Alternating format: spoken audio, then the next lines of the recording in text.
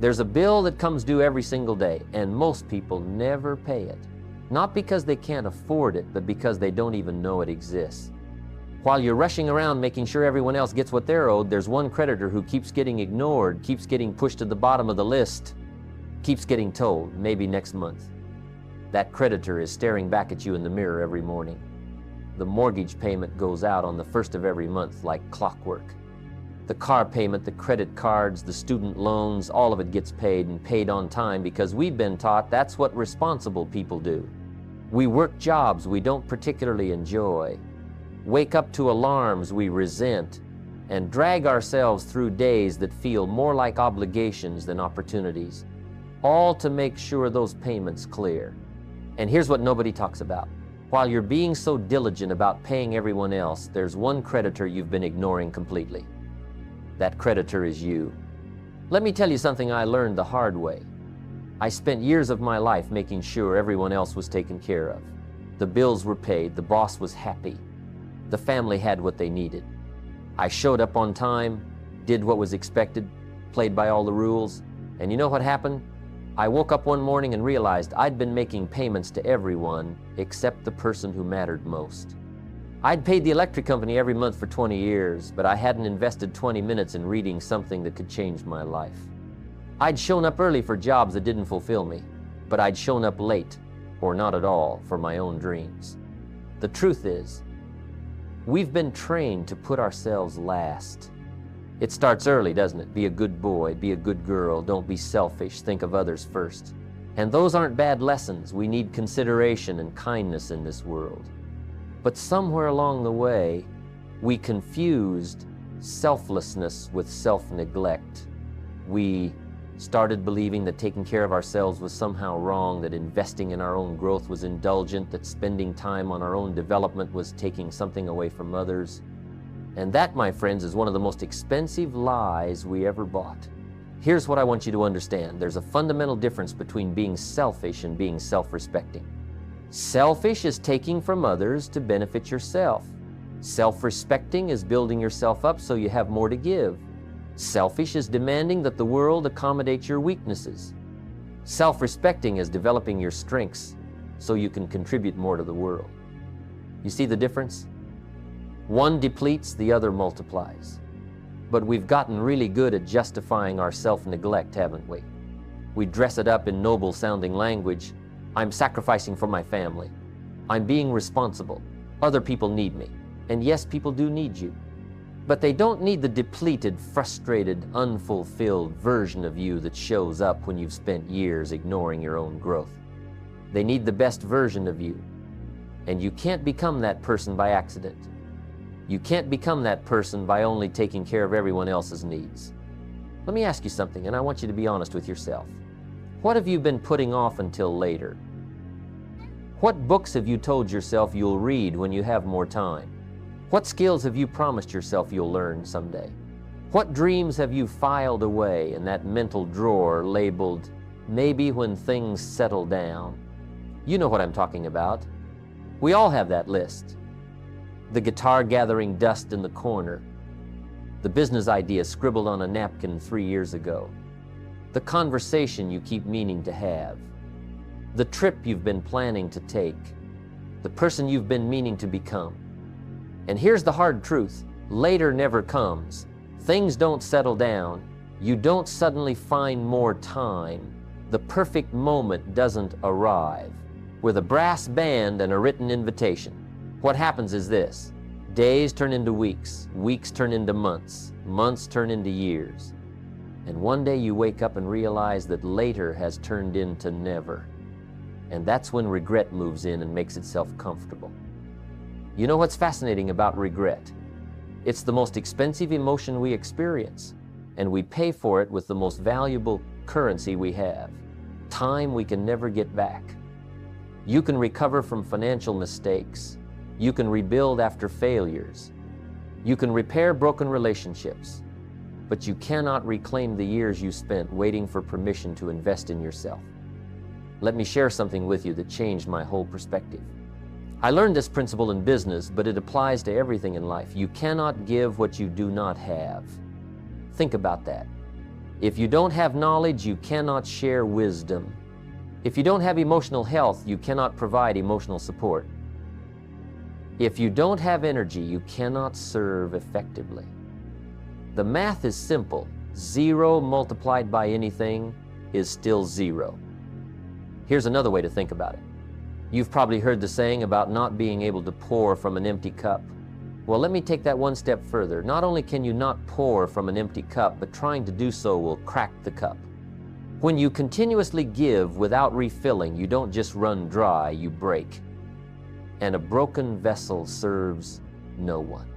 So when you invest in yourself, when you take time to learn, to grow, to heal, to develop, you're not taking away from others. You're preparing yourself to give more. When you read that book, you're gaining knowledge you can share. When you take care of your health, you're ensuring you'll be around and energetic enough to help others. When you develop your skills, you're increasing your capacity to contribute. This isn't selfish, this is strategic. But here's where most people get stuck. They're waiting for someone to give them permission. They're waiting for circumstances to be perfect. They're waiting for everyone else to be taken care of first. And while they're waiting, life is passing them by. The years are ticking away, the opportunities are coming and going, and the person they could become is still waiting for them to show up. Let me tell you what self-development really is. It's not a luxury. It's not something you do if you have extra time and extra money. It's not a reward you give yourself after everything else is handled. Self-development is a fundamental obligation you owe to yourself, to your family, to your community, and to the world.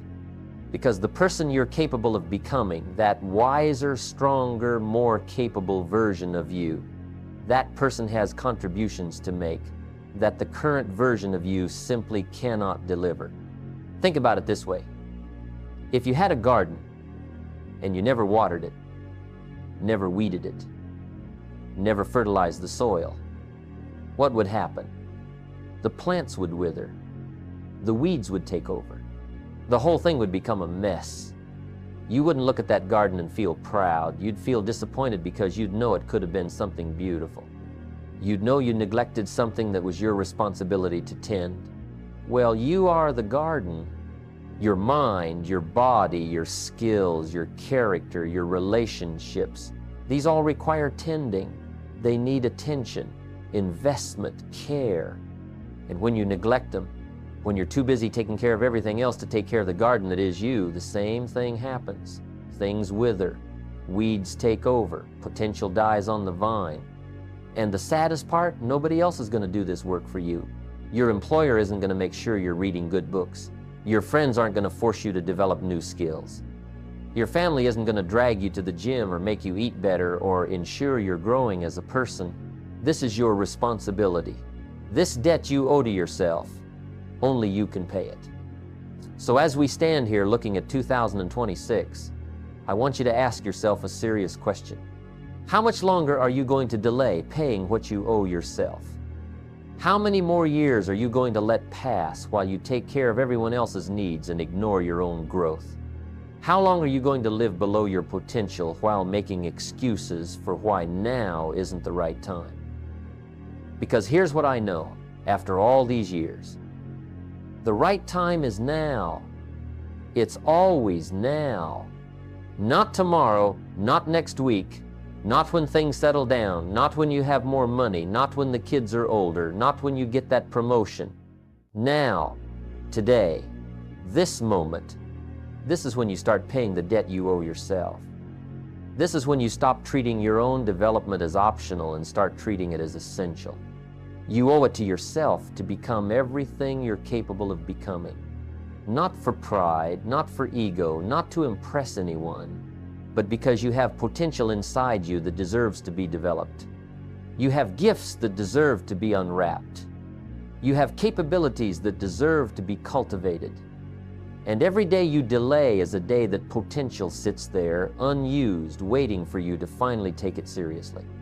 The year 2026 is coming, whether you invest in yourself or not. Time doesn't wait for anyone. But here's the beautiful truth. You get to decide what you do with that time. You get to decide whether next year will be just another year of maintenance or whether it will be the year everything changed because you finally started honoring the obligation you have to yourself.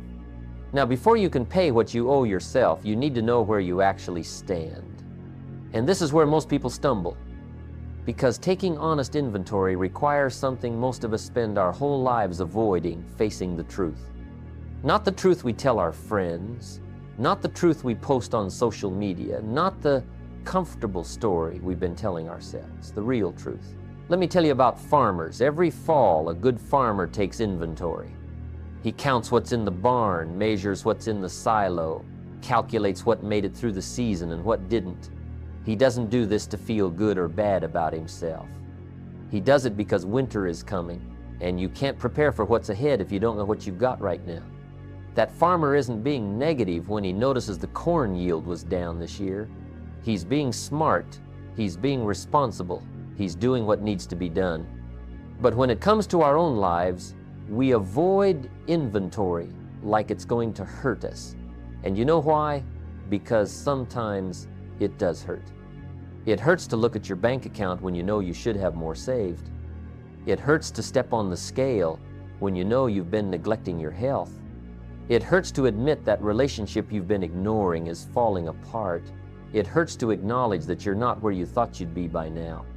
So instead of looking, we just keep moving, keep busy, keep our heads down, hoping that somehow things will improve on their own.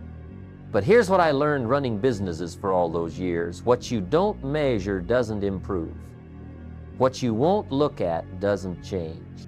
What you refuse to acknowledge just keeps getting worse in the shadows while you pretend it's not there. The numbers don't lie, and neither does the mirror, and neither does your life when you're finally willing to look at it clearly. So let's talk about what honest inventory actually looks like. It means asking yourself questions that might make you uncomfortable. Not to beat yourself up, but to get clear. Because clarity is the first step to change, and you cannot change what you will not confront. Start with your relationships. When was the last time you actually evaluated the people you spend time with? Not just accepted whoever showed up, but really looked at whether these relationships are making you better or worse, stronger or weaker, wiser or more foolish. Are you surrounded by people who challenge you to grow, or people who are comfortable with you staying exactly as you are? Are your closest relationships adding to your life or draining from it? And before you tell me that's harsh, let me remind you, you become like the people you spend the most time with. That's not my opinion, that's just how it works. So the question isn't harsh, the question is necessary. Then there's your finances. Oh, I know this one makes people squirm. But look, money isn't everything, but it is something. And pretending you don't need to manage it well is just another form of self-deception. How much are you earning compared to what you're capable of earning? How much are you saving compared to what you're spending? Are you living on a plan or just hoping it all works out? Do you even know where your money goes each month, or does it just kind of disappear and you're not quite sure how? See, wealthy people know their numbers. Broke people avoid them. Which category do you want to be in? What about your health? Be honest now. When you look in the mirror, are you seeing someone who takes care of their body or someone who's been making excuses? Do you have energy for the things that matter, or are you dragging yourself through each day? Are you eating like someone who respects their future, or like someone who's given up? I'm not talking about being perfect. I'm talking about being truthful. Your body is the vehicle that carries you through life. What kind of condition is that vehicle in? Here's one that really matters: your mind. What have you been feeding it? What are you reading? What are you learning? What new skills have you developed in the last year? Or have you been consuming the same junk food entertainment, scrolling through the same meaningless content, having the same surface-level conversations, letting your mind get soft and lazy? Your mind is either growing or dying. There's no neutral, there's no maintaining. So which direction have you been going? And what about your character? This is the one people really don't want to look at. Are you becoming a person of integrity? Or have you been making little compromises here and there? Do you keep your word to yourself and others, or have your promises started to mean nothing? Are you reliable, Or have you become someone who talks big but delivers small? Do people trust you more than they did 5 years ago, or less? Your character is your foundation. If it's cracked, everything else you build will eventually crumble. Now, I know what some of you are thinking. This is depressing. This is negative. I thought this was supposed to be motivational. But let me tell you something about real motivation. Real motivation doesn't come from pretending everything is fine when it's not. Real motivation comes from seeing exactly where you are, accepting it without excuses, and then deciding to do something about it. False motivation is that temporary high you get from a good quote or an inspiring song. True motivation is the sustained commitment that comes from facing reality and refusing to accept it as your permanent condition. See, we've been sold this idea that positive thinking means ignoring problems. That being optimistic means pretending weaknesses don't exist. That's not optimism, that's delusion. Real optimism is saying, yes, I see the problems clearly, and I believe I can solve them. Real positivity is saying, yes, I acknowledge where I've fallen short, and I'm committed to doing better. You can't fix what you won't face. Here's a question I want you to sit with. What did you promise yourself 5 years ago that you still haven't done? Think back to 2021. What were you going to accomplish? What were you going to change? What were you going to become? And here you are in 2025 looking at 2026. And how many of those promises did you keep? I'm not asking this to make you feel guilty. Guilt is worthless, but awareness is priceless. Or try this one. What skills have you allowed to rust? What abilities did you once have that you've let deteriorate because you stopped practicing, stopped improving, stopped caring? Maybe you used to be in great shape. Maybe you used to read constantly. Maybe you used to be really good at connecting with people. What happened? When did you stop maintaining the things that made you valuable? And what relationships have you neglected? Not the casual acquaintances. I'm talking about the people who really matter. Your parents, your children, your spouse, your true friends. Have you been so busy providing for them that you forgot to be present with them? Have you been so focused on making a living that you forgot to make a life? Time keeps moving, and people don't stay around forever. Are you investing in these relationships, or are you just assuming they'll always be there? The pain of honest assessment is temporary, but let me tell you what's permanent. The pain of living below your potential. That ache you feel when you know you're capable of more, but you're not doing it, that doesn't go away. That doesn't fade with time. It gets worse. It compounds. It turns into regret, and regret is a weight that gets heavier every single year you carry it. But here's the beautiful part. Once you've taken honest inventory, once you've looked at your life without flinching, something remarkable happens. You get clear, and clarity is power. Clarity gives you directions. Clarity shows you exactly what needs to change. Clarity transforms vague dissatisfaction into specific action steps. You can't create a plan to get somewhere better if you won't admit where you currently are. The GPS in your car can't give you directions if you lie to it about your starting location. Same with your life. You need to know your true coordinates, the good, the bad, and the uncomfortable, before you can map out a route to somewhere better. So as we move toward 2026, I'm asking you to do something that takes courage. Take inventory, real inventory. Look at your relationships, your finances, your health, your knowledge, your character, and tell yourself the truth. Not the truth that sounds good, but the truth that is good. Good because it's real, and reality is the only place where actual change can begin. This isn't about shame. This isn't about beating yourself up for where you've fallen short. This is about respect. Respect for yourself and respect for the truth. Because you owe it to yourself to see clearly, to know honestly, and to assess accurately. That's the only way forward. That's the only way to make 2026 the year everything changes. So you've looked at where you stand. You've been honest about the gaps between where you are and where you want to be. Now comes the part that separates the dreamers from the doers. Investment. And I'm not just talking about money, though that's part of it. I'm talking about investing in yourself with the same seriousness, the same strategy, the same discipline that smart people use, when they invest in stocks or real estate or businesses. Here's something most people never figure out. The best investment you'll ever make isn't in the stock market, it's not in property, it's not in crypto or gold or any external asset. The best investment, the one with the highest return you'll ever see in your lifetime, is the investment you make in developing yourself, period. Nothing else comes close. Think about it this way. If you invest in a stock, you might get a 10% return if you're lucky and smart. If you invest in yourself, in your skills, your knowledge, your health, your character, the return is exponential. Learn one new skill that increases your value in the marketplace, and you might double your income. Read the right books and apply what you learn, and you might save yourself years of mistakes. Take care of your health now, and you might avoid hundreds of thousands in medical bills later. The math isn't even close. But here's what happens. People will spend hours researching which phone to buy for $500, but they won't spend 5 minutes thinking about investing $500 in a course that could change their career. They'll debate whether to buy the cheaper coffee, but they won't invest in books that could transform their thinking. They'll cut coupons to save $3 on groceries, then waste 3 hours watching shows that add zero value to their lives. The priorities are completely backwards.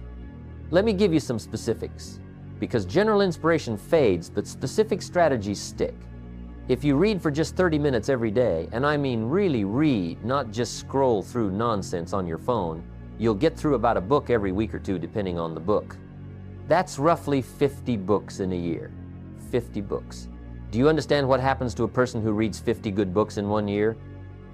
They don't just learn 50 times more a year, the knowledge compounds. One idea connects with another. Principles from different areas start to integrate. You begin seeing patterns that most people miss. 5 years of that, you're reading at a level that puts you in the top 1% of educated people in any field. And before you tell me you don't have 30 minutes, let me stop you right there. You have time for what you make time for. You found time to scroll social media today, didn't you? You found time to watch something on television. You found time to worry about things you can't control. The question isn't whether you have time. The question is what you're doing with the time you have. It's not about finding time. It's about making better choices with the 168 hours every single person gets each week. What about your health? Here's a simple investment that pays massive returns. Start moving your body for 30 minutes a day. Walk, run, lift weights, do yoga. I don't care what it is. Just move. Eat real food instead of processed junk most of the time. Get 7 or 8 hours of sleep instead of wearing exhaustion like a badge of honor. These aren't complicated strategies. They're simple. But simple isn't the same as easy. And most people won't do simple things consistently because they're looking for some magic solution. You know what the return on that health investment is? Energy, mental clarity, fewer sick days, lower stress, better mood, longer life. The ability to enjoy your success when you achieve it instead of being too sick or tired to care. That's the return. And it starts compounding immediately. One good day leads to another, one good choice makes the next one easier. Then there's skill development. What's one skill that if you mastered it would dramatically increase your value? Maybe it's public speaking. Maybe it's sales. Maybe it's leadership, writing, coding, financial management. Whatever it is for you, what if you spent 2026 actually becoming excellent at it instead of just wishing you were better? Not dabbling, not casual interest, actual dedicated practice and improvement. Here's the formula. Find someone who's already great at that skill. Study what they did to get there. Invest in learning from them. Then practice deliberately every single day.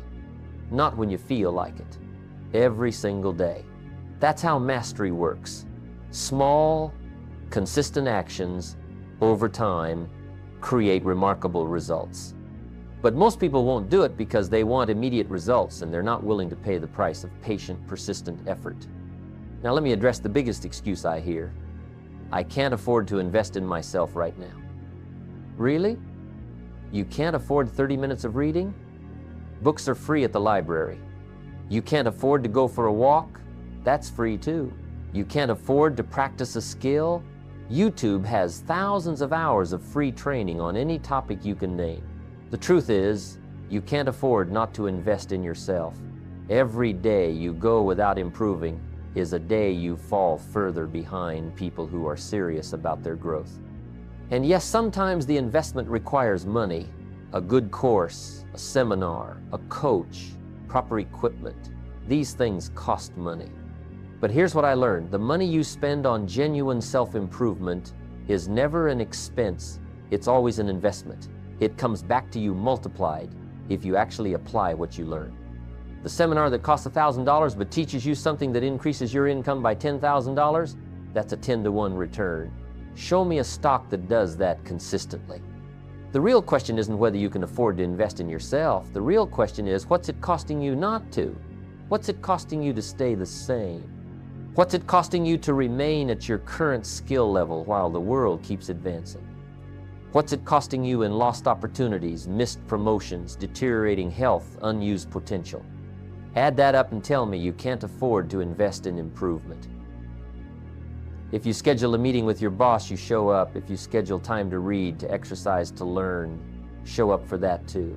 Make it as important as anything else on your calendar. Actually, make it more important, because this is an investment in the asset that creates everything else in your life. You. Set up systems that make success automatic. Don't rely on motivation or willpower. Those are limited resources. Instead, create an environment that supports your growth. Put the books where you'll see them. Lay out your workout clothes the night before. Schedule learning time on your calendar. Remove the obstacles. Make the right choices easier than the wrong ones. And understand this, Shas, you're not going to feel like doing this work most of the time. Motivation comes and goes. Feelings are unreliable. But commitment shows up regardless of how you feel. Commitment says, I said I would, so I will. That's the difference between people who transform their lives and people who just think about it. The year 2026 is going to pass whether you invest in yourself or not. But the person you'll be at the end of that year, that's completely up to the choices you make right now. You can be exactly where you are now, just 12 months older.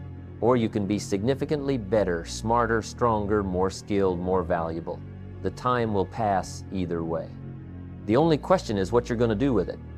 So let me paint you a picture of two people. Same age, same background, same opportunities at the start. One decides that 2026 is the year they finally invest in themselves. The other decides to wait, to stay comfortable, to keep doing what they've always done. Fast forward 5 years. The difference between these two people isn't small. It's staggering. The person who invested shows up differently.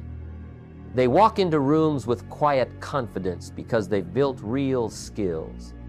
They have energy because they took care of their health. They have wisdom because they spent time learning instead of just being entertained. They have opportunities because they made themselves more valuable. They have peace because they kept their promises to themselves. That's what consistent investment creates. The other person, they're 5 years older with the same problems, the same limitations, the same regrets. Except now those regrets are heavier because they had 5 years to change and they didn't. They chose comfort over growth, and comfort always costs more in the long run than growth ever does. Here's what nobody tells you about personal growth. It's lonely sometimes. When you start investing in yourself, when you start reading while others are scrolling, working out while others are sleeping in, learning while others are complaining, something happens. Some people won't understand. Some will question why you're changing. Some might even try to pull you back down because your growth makes them uncomfortable about their own stagnation. And you're going to have to be okay with that. You're going to have to be okay with outgrowing certain relationships, certain habits, certain versions of yourself. Growth requires leaving things behind, not out of arrogance, but out of necessity. You can't become who you're meant to be while clinging to everything that's keeping you who you are. But here's what makes it all worth it. You're not just doing this for yourself. When you become better, everyone around you benefits. Your family gets a better version of you. Your work gets more value. Your community gets more contribution. This isn't selfish. It's the most generous thing you can do because you cannot give what you do not have. Think about the people in your life who depend on you, who look up to you, who need you. Don't they deserve the best version of you? Not the tired, unfulfilled, stagnant version that shows up when you've neglected your own growth. They deserve you at your best, and your best is still ahead of you if you're willing to work for it. You have potential inside you that's still untapped, capabilities you haven't developed, wisdom you haven't gained, strength you haven't built, contributions you haven't made. And every single day you delay honoring that potential is a day the world misses out on what you could have offered. So here's what I want you to understand as we look toward 2026. This isn't about perfection. You're going to stumble. You're going to have setbacks. You're going to have days where you don't feel like showing up. That's not failure. That's being human. What matters is that you keep the commitment. What matters is that you honor the debt you owe yourself, even when it's hard, especially when it's hard. Make 2026 the year you finally paid what you owed yourself. The year you stopped putting everyone and everything else first and started treating your own development as the priority it should be. The year you stopped making excuses and started making progress. The year you stopped waiting for perfect conditions and started working with what you have, because here's the truth that should wake you up every morning: life is brief. The opportunities you have right now won't be here forever. The person you're capable of becoming is waiting for you, but that person won't wait indefinitely. Time is moving. Whether you use it well or waste it, you owe it to yourself. Not someday. Not when things get easier. Not when you have more time or more money or more support. Now, today, this moment. Start paying the debt. Start becoming who you're meant to be. Start living like someone who respects themselves enough to invest in their own growth. The world needs what only you can give, but you can only give it when you've developed yourself enough to have something worth giving. So get to work. Your future self is counting on the choices you make right now. Don't let them down.